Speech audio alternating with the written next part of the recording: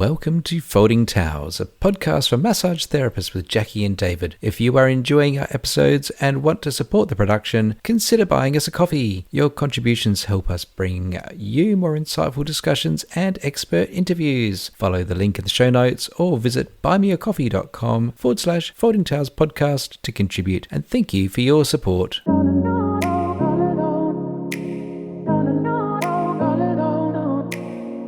Hello everybody, it's the Folding Towels podcast here. We're back.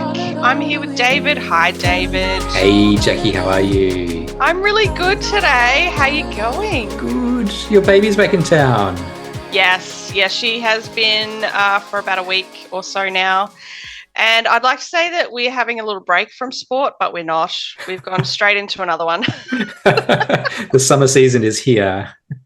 Yes, so my 14-year-old is playing a sport. My 27-year-old son has just started playing. Well, he's been playing for ages, but he's just started back again for this season. And my youngest daughter, is at the end of her season, but they only have about 6 weeks off. Yeah, straight into pre-season. Straight into pre-season, yeah. So for the sports-focused massage therapists out there, we're about to come out of the season of lower limb injuries into the season of upper limb injuries. One of the things I love about spring is that all the gardeners come out with their sore backs. Yes. They garden vigorously for 8 hours and wonder why they're in pain.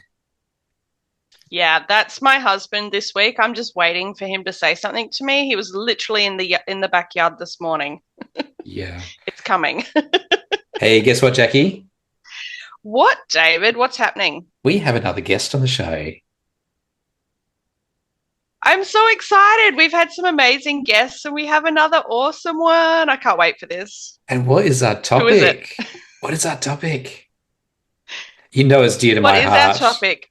We're going to be talking about policies and paperwork and legal protection. And we are joined today by Chantel Ryan, who is the founder of Legally Healthy. Welcome, Chantel. Thank you. Thanks for having me. It's great to be here. So Chantel is formerly a business lawyer with over 17 years of experience and is a qualified naturopath and a wellness coach. And she's made it her mission to make legal protection simple, affordable, and actually makes sense for practitioners like us. Because if you've been to massage school, you'll know that they do not put much emphasis on all the things that you need to know to be legally compliant and safe in our industry. Very true. So we're going to be talking today with you about your journey from being a lawyer to a naturopath, the 5 most important policies that every therapist needs, and how to get your legal foundation sorted so that your life can be calmer, clearer, and just a whole lot more confident. Indeed. Can't wait to get stuck into it. All right, Jackie, take us off with the most important question, please. I was just thinking that we do have, I don't know if you've been informed ahead of time, Chantel, but we have a really important question that we like to start off with, and it is, who is your favorite superhero and why? I was informed ahead of time, which is good because I can be very indecisive about these questions because there's so many superheroes that I love, and my son is just right into, my 5-year-old son is just right into the Avengers right now, so I'm right in thick in superhero world. It's still got to be my favorite from when I was younger, Wonder Woman, of course. Yes. Not only because she's a badass kind of female, but, she's strong. She's got a cool outfit. She stands for truth and justice. She's got a truth lasso. So I feel like that fits in well with the legal truth and justice theme, being a lawyer. Yeah.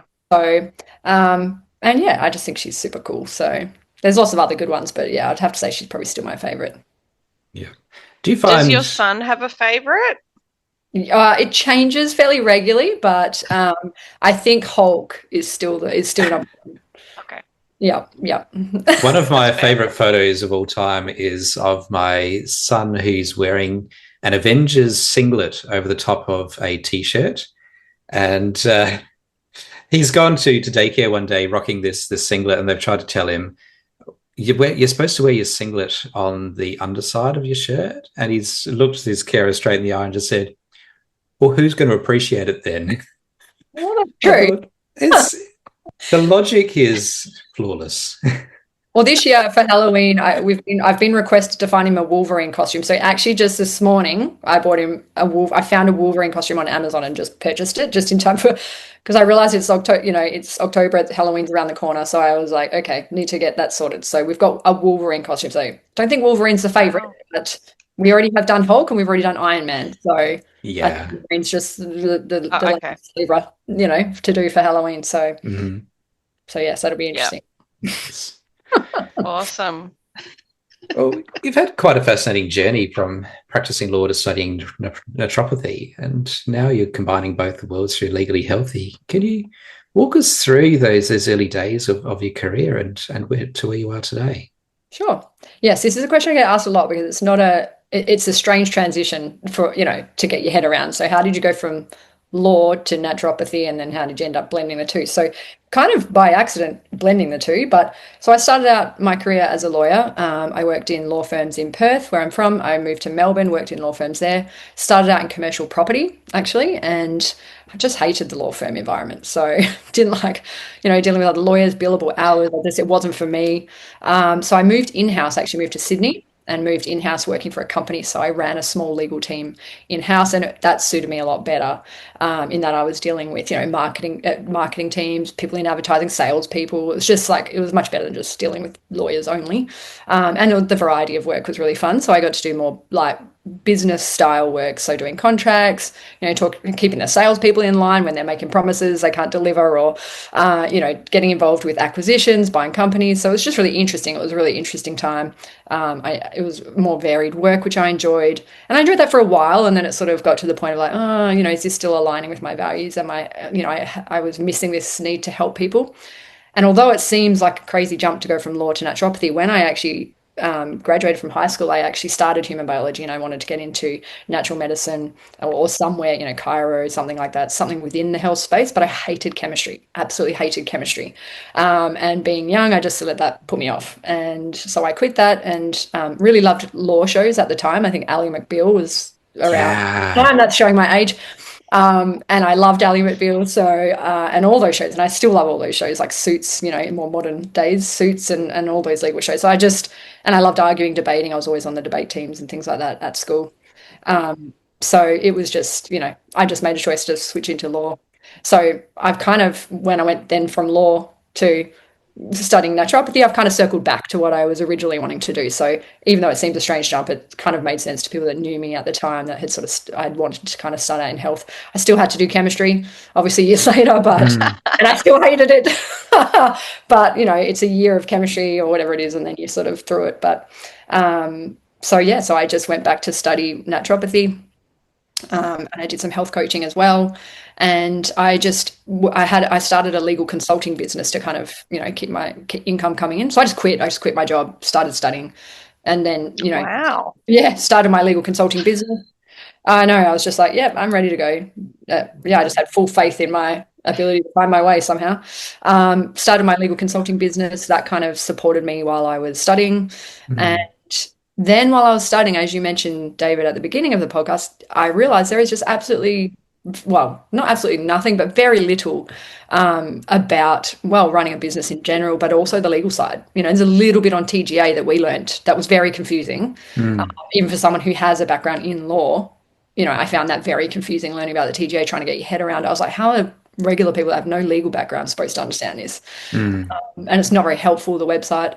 And then I was like, and then there's also legal documents that people need to understand they need in their business, legal compliance, and you're just not taught any of it. So of course I was like, I've got this, experience, I've got this skill set, I can help. So I just created one package. I just started out with one package that just kind of had everything in it.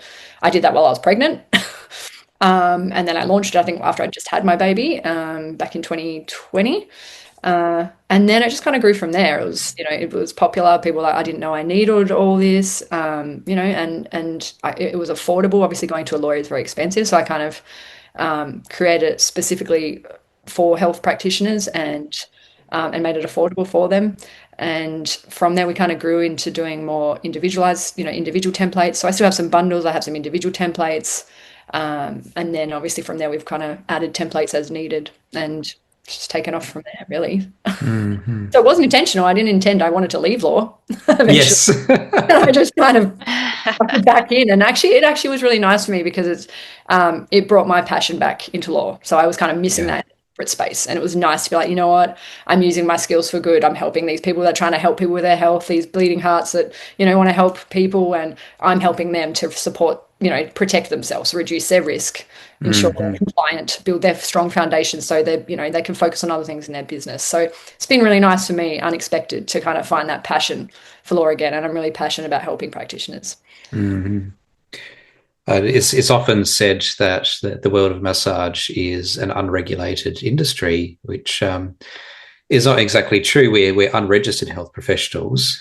We're a self-regulated industry through associations and through legislation by default. But a lot of therapists just don't understand how many acts of both state and federal significance actually impact on them, whether it's as simple as GST, well, not that it's simple at all, but GST, whether it's OC health and safety, whether it's working with children, working with elders, whether it's the Unregistered Health Professionals Act, whether it's the right to play music in your practice. The list is quite extensive of what you are actually regulated and governed by. Correct. There's TGA, there's APRA, whether you are or aren't registered. TGA rules and guidelines, like I said, that you get a little bit touched on. Privacy is becoming really big. Yes. AI, we're going to see the AI space get a lot more, I think. So, you know, as practitioners rely on that more, there's, you know, being really aware of that AI space and the legalities around that and the risks. And this is the thing, is that it's a constantly evolving workspace. And unless you're comfortable with reading legislation, it is very easy to get lost. And whilst, yes, AI is a big topic of conversation right now, but also is massage therapists who are working, say, in aged care right now. That space is evolving rapidly. And even though the providers and the representative bodies are still trying to get their head around what is happening here right now. Yeah, with the home care packages and NDIS as well. I think, although massage has come out now of NDIS, hasn't it? So I know out of NDIS, yes. HMSR or associations are fighting, obviously, to get it put back in, but it's tricky. Yeah, it was always a grey area too. Yeah. Yes, it's a minefield. Yes. I think part of the problem for some people, and particularly people like ourselves that are generally a little more creative, and you know, we just want to get into helping our clients. A lot of these policies are worded with such awful terminology. You know, the term legalese is bandied about, like some things you just cannot understand.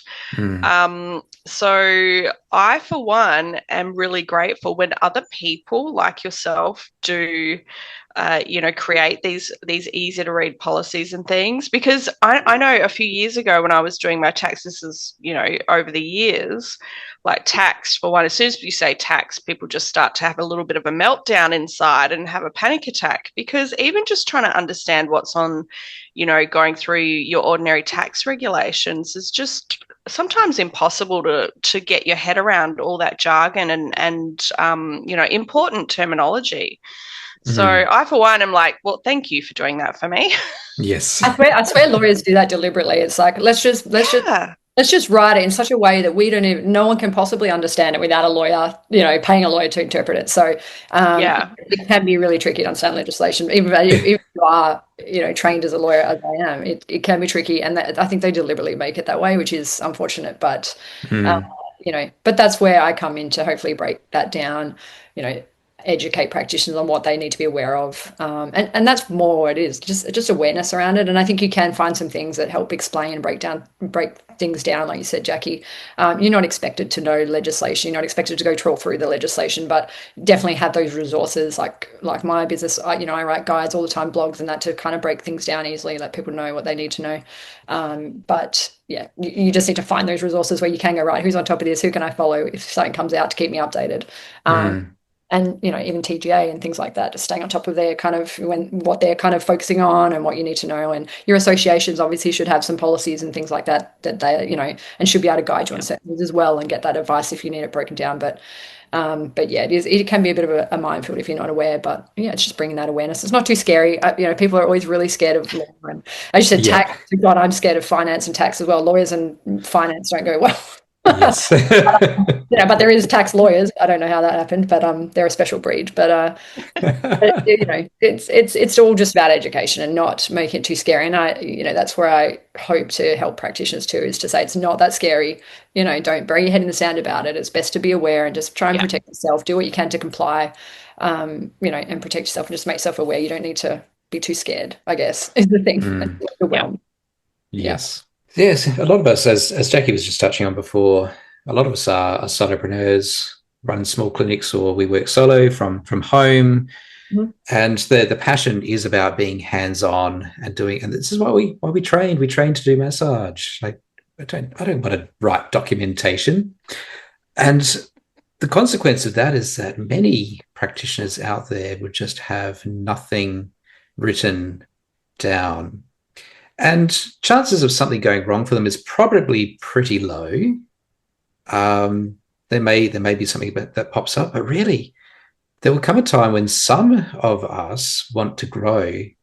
And maybe it's the first hire, maybe it's renting a space for the first time, going into business with another person. And that's where the policies and procedures manual really starts to come into place. So what are the top 5 policies and documents every health practitioner should have, and why are they important?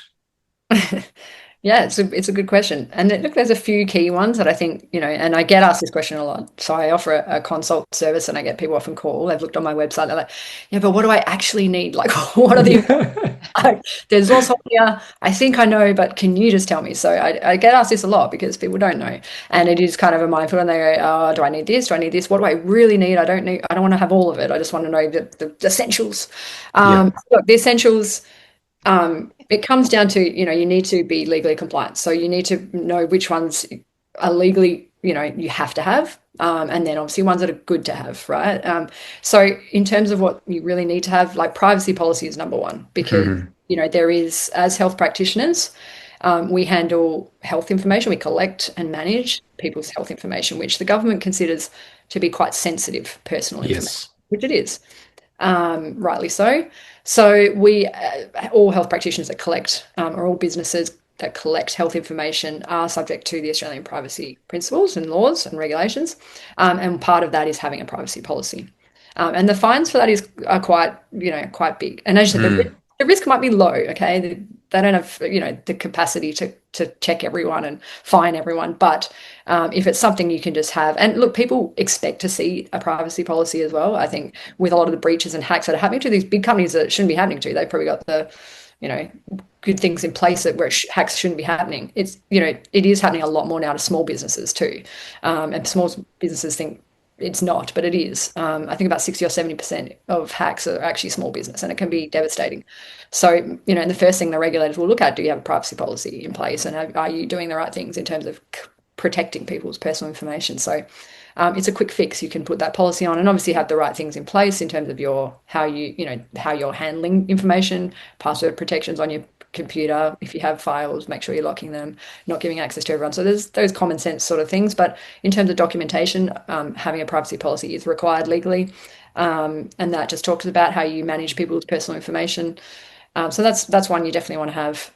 If you have a website, obviously a website terms of use is good to have in terms of, and what that one is a set of rules for anyone visiting your website. So that's where they book in with you, they become a client of yours, they buy something from you, they book a service. Just if you're having blogs, articles and things like that on your website, any of your offerings on your website, it just covers you in that sort of sense of IP, your medical disclaimers and things like that you should have on there. So I'd say that if you've got a website, that's one that's important. And then in terms of sale, that's your biggest, or terms of sale kind of covers your goods and your services. So this is for people that do book in with you. So these are your clients, the people that are booking in for their massages, their services, their consults, buying things off you in your clinic, online. So that's kind of your big document, your terms of sale. So it's setting all those rules. That will also have things like your refunds, your cancellation policies, all within that document. So that's really important to ensure you have the right wording around refunds and cancellations. We have very strict consumer law in Australia where you have to have certain wording. You can't just say things like no refunds. So you have to have certain wording in your refund policies. So all that should probably sit, should sit. You can have a separate refund policy, but it should sit within your kind of terms and conditions of sale. And then you can maybe pull that out and repeat that on your website if you want to make that really clear what your refund policy is. But that's really an important one as well. And then informed consent, that's a big one. People forget about a lot, and it is legally required as well in the health space.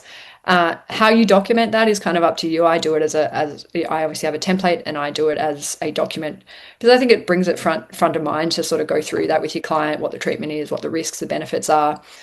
Get them to kind of sign off on that or agree to that, and then you're sort of covering yourself from that perspective. And then as treatment changes, which it may do, it often does in the massage space, I know, and it can do in other modalities as well. You need to be updating that. It's an ongoing thing, so you do need to make sure you're checking in on regularly. So I think it's helpful to have a document. You don't need to. You can have it in your treatment notes and just really keep good, thorough notes. But I think it's helpful to have a document they sign off on, and then maybe update that as you need to.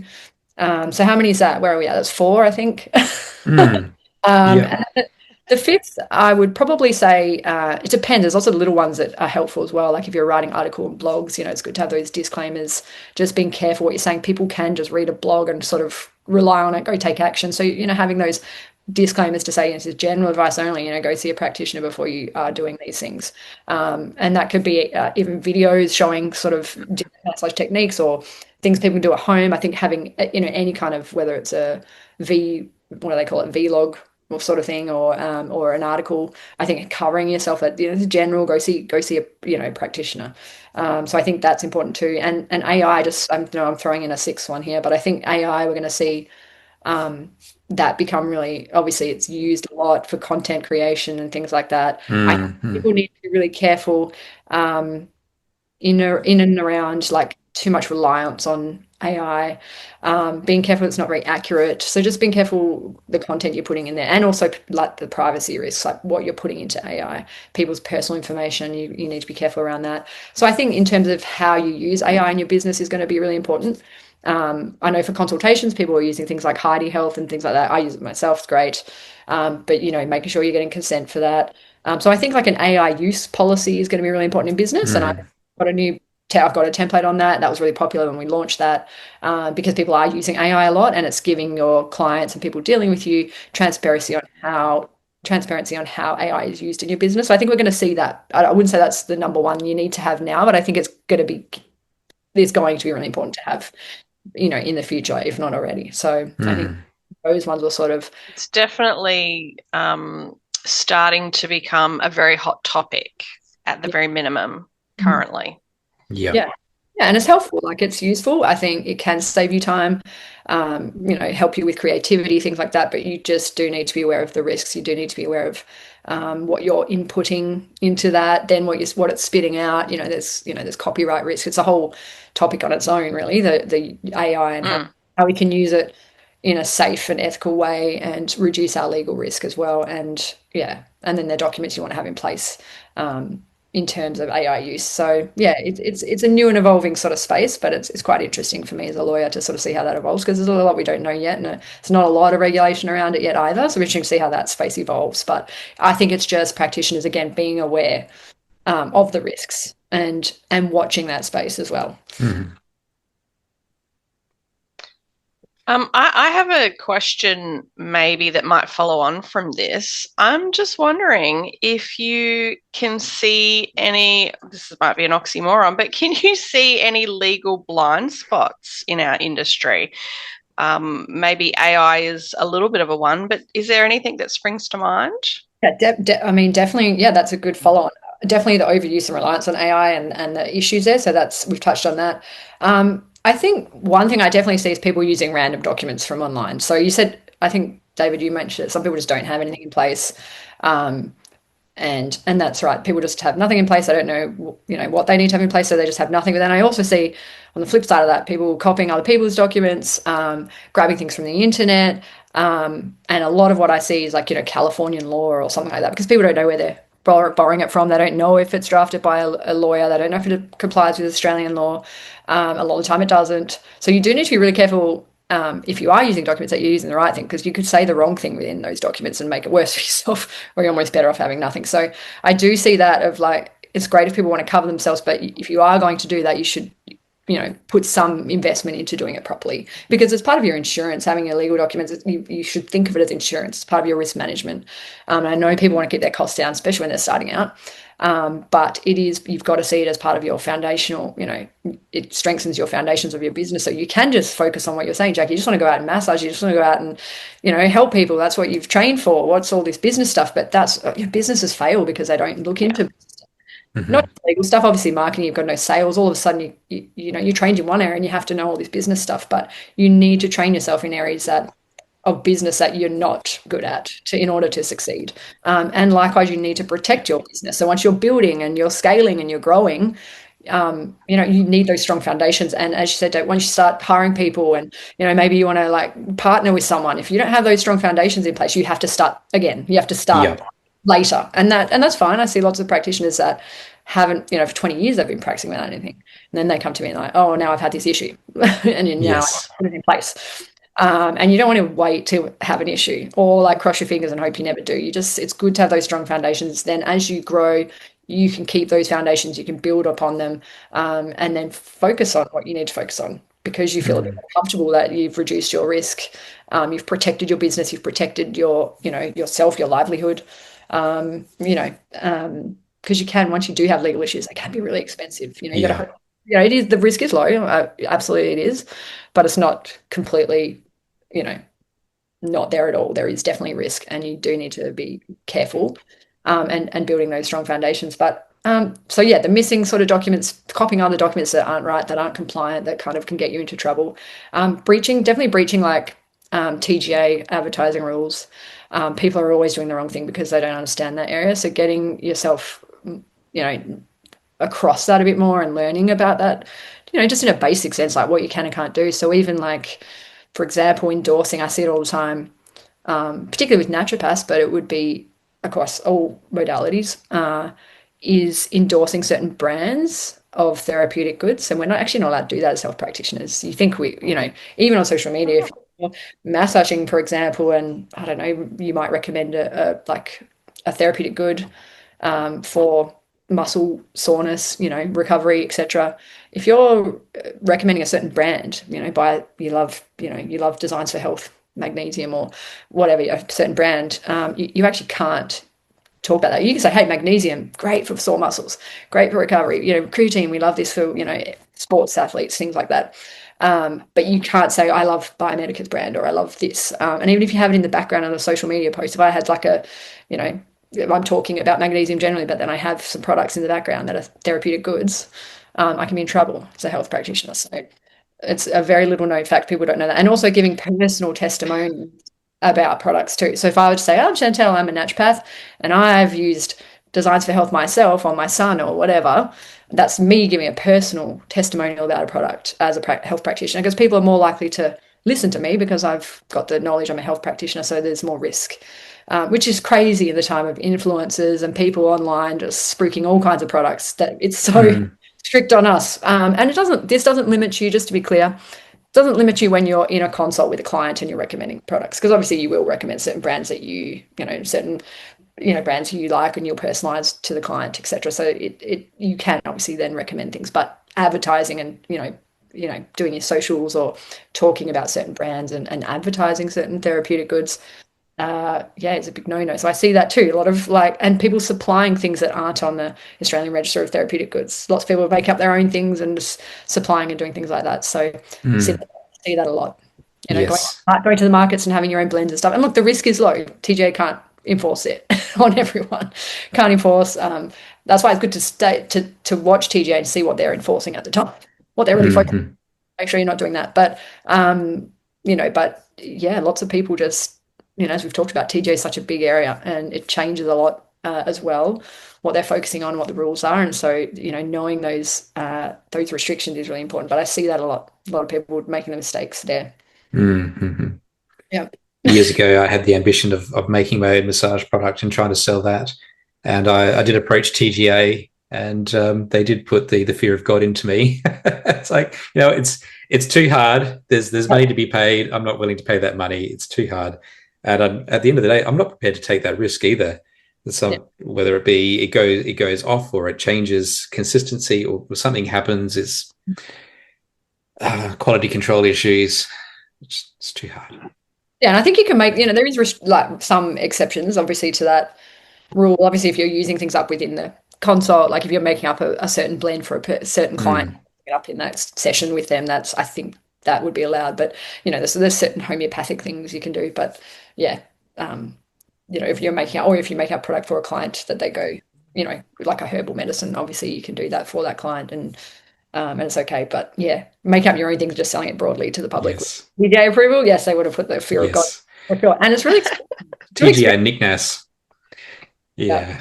Yeah. So most people are doing it fairly quietly, and if you're doing that, it's probably low risk. But it's just being aware. I think that's the main thing, is being aware that what you are doing is a breach, and and if you choose to then do that, that's fine. Everyone takes risks in life generally, right? We're not. None of us are perfect. None of us are complete. Do everything right by the rules, and but it's to be like ignorant about it, I think, is worse. It's better to be like, oh, what can I can't, and what am I choosing to, scare a little bit? Am I happy that this is low risk and whatever? And TJ will usually approach you first and, tisk, you're in trouble. Naughty, do that. But I have seen people get letters, if they've got. No, it's not straight to jail. Usually, no. Usually they'll, they know that. I think they do. People don't always know this properly, but ignorance is not a defense. I will just. No, it is not. Legally, but generally they will, if you've done something on your website, if it's pretty low risk, I mean, if it's high risk, you probably will get a fine straight away, but if it's fairly low risk, not hurting anyone, I think usually TGA would, warn you first. And if you're putting the wrong thing up on your website, they'll usually warn you first. Yeah. I would actually say, with you talking about that there's probably almost nobody listening to this podcast that would have been aware of some of those facts. I didn't know that you're not meant to personally endorse anything. Did you know that, David? No, I didn't know that specific thing. And as I was listening to you, I'm thinking, well, if I kept a particular brand of magnesium on the shelf and I wanted to promote that through social media, hey, I have MG Life, just to quote a product name which I don't stock anymore, available for sale, then I'm endorsing that product, really. Technically, yeah. But if you have it, if you have in the background with a few other things, maybe, but it's tricky, and I haven't seen it really enforced. But I think if you're just kind of broadly doing it, but technically you would be in breach because you're seen to be endorsing that product. So it's a bit tricky. I don't think they've really thought it through how that practically works for practitioners. Like endorsing stuff like, we have this knowledge so we know which products are good. So it is a strange rule, I think, that's kind of, that's come about. I do think it's strange, and most people don't know it. So it is a real tricky one, but that's only therapeutic goods. So because people are like, oh, well, I am an affiliate for this and that, and I promote that and I earn money from that. Can I do that? I'm like, not for therapeutic goods. You shouldn't. Obviously, you can sell them in your business to your clients, but you can, of course, be an affiliate for and earn passive income from other things. So as long as they're not therapeutic goods, so you might have a like a non-therapeutic product. What's an example? Like you might be into non-toxic stuff and recommend. Not a sunscreen because that's considered therapeutic, like makeup, detergent, non-toxic makeup, house stuff, water filters. You can recommend, if you're in the health space generally, you can kind of recommend that if it's not considered therapeutic, or if, like the TGA would regulate. So it's just to keep that in mind. You can still promote and endorse things, but just spiky balls are probably safe. Just keep it broad. I think just keep it broad. Like magnesium's great. This is why, And then, book in a consult and we'll personalize your supplement stack for you, et cetera, that's going to be great for, recovery and sports injuries and stuff like that. So you can sort of talk, I would say, just talk more broadly, try not to have brands in the background, just better off not having that. If you have your clinic in the background, throw something else without the products in the background. I know, have your towels or something else instead. Yeah. A lot of massage therapists got lured into the MLM space. I won't mention companies. You let your imagination wander with that one, and then suddenly find themselves caught up in this whirlwind of particularly essential oils. And in our scope of practice, ingestibles is not covered as part of massage. And then suddenly they're recommending the internal use of something like an essential oil. Oh, I hate people recommending the Can of worms. microbiome. Oh, not. Yeah, I know it's tricky. MLM's a whole nother tricky thing, isn't it? Because then there's also your codes of conduct and things like that around financial inducement. And, are you recommending that? Is that really what's in the best interest of the client, that product, or just you get money from it? But then that's tricky because we all earn money from product sales too. So there's, we're always going to have that. So is MLM any different? So it is, it's tricky, but. And really it's is it just your wholesaler of goods that you sell in your clinic? That's probably okay. But then if you start to build your distribution channel as a subtle hint towards a particular geometric shape, that's probably not so great. Yeah. So many minefields in this episode, David. I love it. A little bit of controversy. Make it sound like I stay away from everything, but as I said, it's really just awareness. And always thinking, and as you said, you mentioned an important thing there. Always stay within your scope, just stay within your scope. And always think what's best for the client. And I feel like you're not going to go wrong there. If you are front of mind, think about what's best for you and you're earning money. I think that's, obviously we should be earning money, and to stay in business, you need to be thinking of business and earning money. It's not a hobby. If you want it to be a business, you do have to think about income, but keeping that front of mind, that scope of practice. The client first mentality is something which is often missed, particularly in the business coaching space. And anyone who's thinking about taking on a business coach, I do recommend that you interview the coach to see if their values match up with yours. Because I had someone recommended to me, and then because I recommended, I went straight into paying the money, and then it turned into an online program. And this coach in one of their first videos was saying, okay, so you deal with a frozen shoulder, and your first frozen shoulder case comes through the door. Are you seeing Mrs. Jones with a frozen shoulder who can't reach her own bottom? Or are you seeing $7,000 of consultations coming through the door? What are you going to do to hang on to that $7,000? It's like, oh, I'm out. I want Mrs. Jones to be able to wipe her own bum. And sure, that's going to cost money and treatment, but I don't want to see her as my walking bank check. Yeah, it's a tricky one, isn't it? Because a lot of practitioners, I've heard that before, a lot of practitioners think that way, that every client, should be $5,000. I think it's okay to think of not to think of it in that kind of crude sense of like, well, they're money dollars. Like obviously, if client care should be front of mind, but also I think what's in the best outcome for the client. Usually that is going to full treatment. That is going to end up being that kind of like income for you. And it may be more. Yeah, because I think, and I think that's where having programs and and having all those things in place where you can have a very clear client journey is good too. As I see a lot of practitioners also, it's just like a one-off thing, and that's not great for the client either. No, it's not. They don't have a good treatment plan. They don't have a good.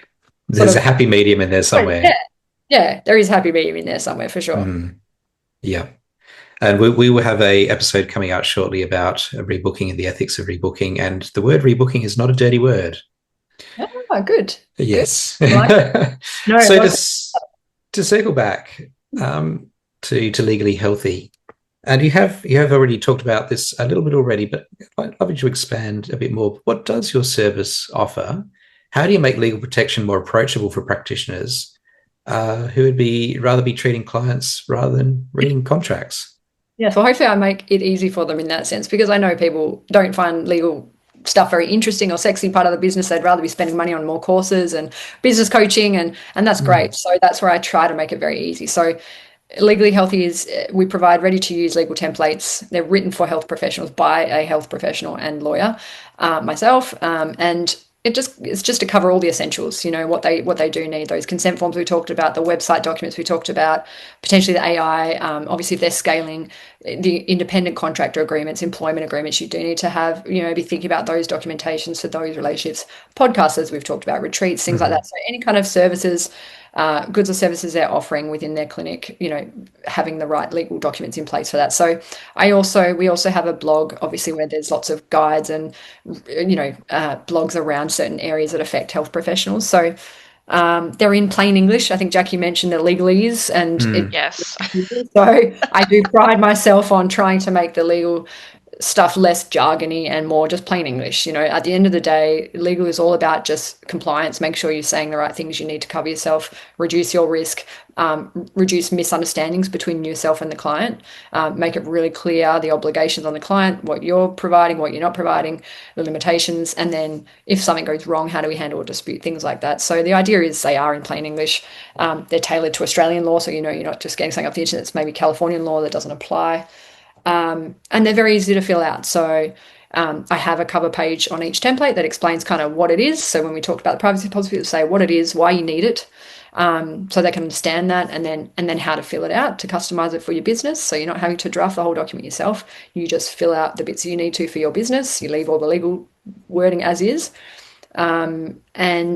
and then you print it, and then it gives you instructions on where to put it. So that's the other thing. People are like, well, what do I do once I've got it? Like, where does it go? How do I put this into my business and integrate it? So then there's instructions on how to do that. So I try to just make it really easy for people that do feel very overwhelmed about the legal side of things to just, they can buy it in a bundle, they can buy it individual as they need it. And then there's those instructions of where to put it. And the feedback I've had by and large has been, really good around, it's really easy to understand how to fill it out. They were really, some people that are really overwhelmed by it have been like, no, it was actually really straightforward and, quick. That's the other thing. People don't want to spend ages on it. They're like, how long is this going to take? That's the only question I get. Okay, I know I need them, but like, how long is it going to take? Because I just want to get on with my business and I don't want to be doing the legal stuff. So it's a common, objection that people don't want to spend long on it. So I've made it easy in that, most documents take 5 to 10 minutes. Terms of sale might take a little longer if you need to customize. You've got lots of goods and services, programs, things like that you want to think about, but all with under half an hour for sure. Even 20 minutes. So, so that's what I offer there. I don't offer custom legal services anymore. I used to, but the idea is to make it so you don't need to spend a lot of money on, individual client legal advice. If you do need it, I do have a team of lawyers that I refer people to if they need that custom legal advice or custom documents. I can refer people to affordable lawyers, but the idea is to have a template shop and to provide something that people can afford, and just get popped up on their website or within their clinic and integrated, and then they can just get back to what they're doing, building their empire, helping clients, etc. Yeah. I had a quick question, Chantel, and this is for people that are perhaps worried about the financial side of some of this. It's my understanding from what you've said that perhaps some of these templates are a one-off purchase. This isn't something that you are continually having to repurchase. Like, obviously, if you start a separate business and you might have to completely, buy a whole new set of templates or what have you, but it's not like you have to buy them again and again. Like, does my question even make sense to you? Sure. No. So yes, generally, yes. The law doesn't change all that often. Usually if I do update a template, so for example, the privacy laws all changed quite a lot last year, and there may be some changes coming. So usually what I'll do with that is I will let people know if there's been some major changes to the template and offer. Usually if they've just bought it, often I will have like a free, they'll get it for free if they've just bought it and I've updated it. Otherwise it'll be like a discounted cost to buy it again. So but generally that doesn't happen very often. And one thing I would recommend is that people review their legals once a year and just make sure, because your business can change. Sure. And say, for example, your terms of sale, it might be more, the legals haven't changed, but you need to update what your goods and services are now. Maybe you haven't looked at your terms for a while. Maybe now you have a really cool program that you haven't added into your terms. So I would just say once a year, maybe end of financial year, and I actually have a free checklist on my website that we did for this end of financial year, just to check in. Do I have this? Do I have this? Have I changed my terms? Do I need to look at this? Insurance, have I looked into this? So we just have AI, do I need to consider this now? Am I hiring? Do I need to look into this? So just having a bit of a checklist, I think, is really good. But yes, in terms of the upgrading, you shouldn't need to upgrade very often. But if you do, it is that kind of cost of risk reduction. You're going to see it as insurance. You pay for that every year. If you do need to upgrade and get a few extra documents, or there is some upgrades over time, you may need to still invest a little. Yeah. But generally, sure. generally I'll offer that at a discount, and it doesn't happen very often. I think I've only ever updated I do small updates here and there, but the big ones where I would say you need to buy again has only been like a couple of times, really. Yeah. Yeah. And the cost of that is negligible anyway. If you want to spend 10 hours reading 1,000 pages of legislation and try to digest that information, sure, go ahead. Or you can have something that's readily digestible for a small fee. Oh, that's right. Sounds like fun. No, avoid that. Don't read the legal stuff. Yeah, it'll do your head in. Yeah. Very confusing. There's someone listening right now who's realizing that their paperwork might be due for an update, or maybe it's due for a start. Where should they start? Is there a basic package or first step that you recommend? Yes, so it's actually called the Get Started bundle. There we go. There you go. So yes, that's usually the one most people start out with if they either don't have legals in place or they're more established and they're like, oh, I'm just realizing now I don't have any of this in place and I need it. The Get Started bundle is perfect for both, either the established practitioner or maybe you've got some legals but they're old, you don't know where you got them from, you pulled them from somewhere and you're not sure they're compliant. It applies as well. So the Get Started bundle has, I think, like six documents, all those ones we spoke about, except for the AI one. It has the informed consent, the terms of sale, the website terms of use, the privacy policy, an email disclaimer, and an article blog disclaimer. So that kind of has everything essential that most people are going to need. And then there is a website bundle, which just, I think, has the privacy policy, the website terms of use, and the website terms of, and the terms of sale. So it depends what you need, but I would say most people, the better value, the most popular bundle by far is the Get Started bundle for that reason. People are like, what do I need? What are the essentials? That's it. For most people, that'll tick the box. Mm-hmm. Now, the bulk of our listeners here are from Australia, but in a quick browse of the shop there, you have been looking out for our fellow therapists across the ditch as well. Yes. I had requests to, when I started early on and had a package, I just had a few New Zealand practitioners I came across like, well, we have nothing like this in New Zealand. So yes, I actually was working with a lawyer at the time who was a New Zealand and Australian based lawyer. So I got her to kind of help adapt the templates for a New Zealand market, which they're very similar, the laws, but obviously we still need to make some changes. So I have a small kind of, range available for New Zealand practitioners as well. And we're just getting onto a couple of suppliers over in New Zealand, actually, which is really exciting, and the templates onto their website to kind of help educate New Zealand practitioners about what they need. So yes, we do support and help New Zealand practitioners as well. Yeah, that's really cool. Wonderful. We love our Kiwi brethren. Yeah, we do. Yes. Protect them too. Yeah. I think the conversation here, sure, paper can be a real pain in the backside. It can be a real downer to the type of work we do. It doesn't need to be hard, but what we're trying to protect here is the relationship between the practitioner and the client. And you've said a few times now, being client focused in all outcomes. It's not just sure, money is important.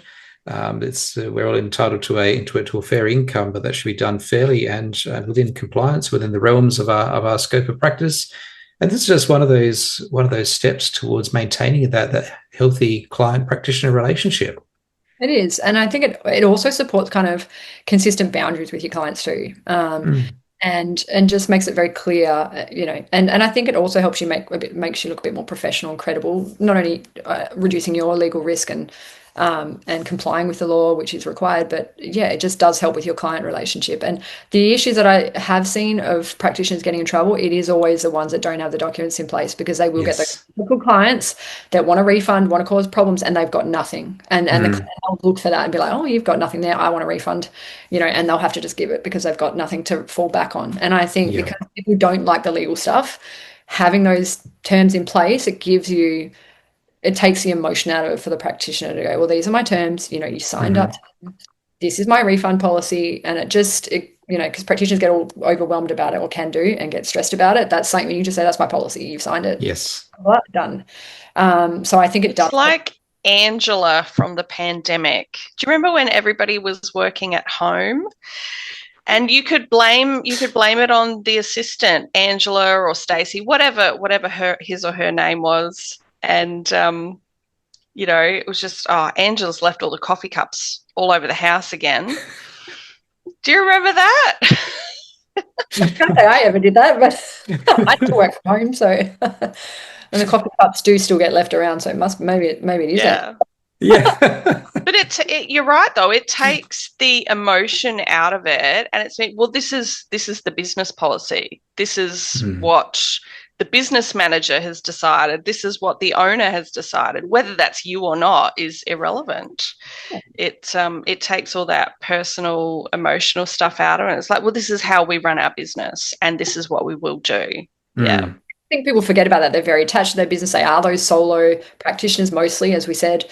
But your business you should treat it as a separate entity to you. It is something, and that's right. So people get really upset about it. It's like, these are my policies. These are my business policies. And you have to have them to operate properly and to put those boundaries in place. And you should have that. We're the only, well, maybe not the only kind of industry where clients just call you at all times if they want advice and stuff, or they think they can email you about everything and get loads of free advice, and a lot of the time I see practitioners giving it and not putting boundaries in place, and they get burned. Yes, you are a business, you need to operate business. If I call Bunnings at 2 a.m. because I've decided I need something, they're going to go, come back at 7 a.m, lady. Like, this is our business operating hours. Like, this is our refund policy. Oh, but, I couldn't get to my, my renovations because I was sick and this and that. So I'm not going to use this hammer. Can I return? They're going to go, oh, too bad. This is our policy. And because we are, tend to have the type of people who are those bleeding hearts. They feel sorry for everyone. You can't operate like that. I mean, obviously you can have your policies. You can make exceptions if there's, circumstances that are just exceptional, but by and large, you should be having a policy and sticking to it. And yourself like a business. Yes. Enforcing those cancellation fees, Yes. I think one of our favorite quotes is, as massage therapists, you don't have to eat beans. Unless you like them, of course. But it doesn't have to be your staple because you can't afford anything else. I serve, I deserve. That's the quote I've heard thrown around. I think Denise Duffield might have said. That's a good one. Serve, I deserve. So I money mindset is such a big thing amongst practitioners. I know that's going off on a different tangent, but yes, this whole I'm helping people, I feel bad asking for it. You have a skill set that people need and will pay for. Like, don't be afraid to charge. It's okay. People are happy to pay it. Usually, and if they're not happy to pay it, they're not your client. They shouldn't be your ideal client. But there's a lot of stuff I would say in terms of the business side of things where people really need to get their mindset right around and deal with their money blocks and their issues around that. And really, remember that I serve, I deserve. You've got a skill set. You are trained. You deserve to be paid for your skill set and your knowledge and what you are giving someone. You're helping someone with their health, which is the greatest thing you can do. Like, your health is wealth, and if you're healthy, you don't have anything, do you? So we are helping people. We deserve to be compensated for that. It's okay, but people need to work on that because they operate from a different perspective sometimes, and it's detrimental to their business growth. Hard agree over here. Absolutely. Love all that. I think Dave and I are just like, yes, nodding along. Yes, absolutely. 100%.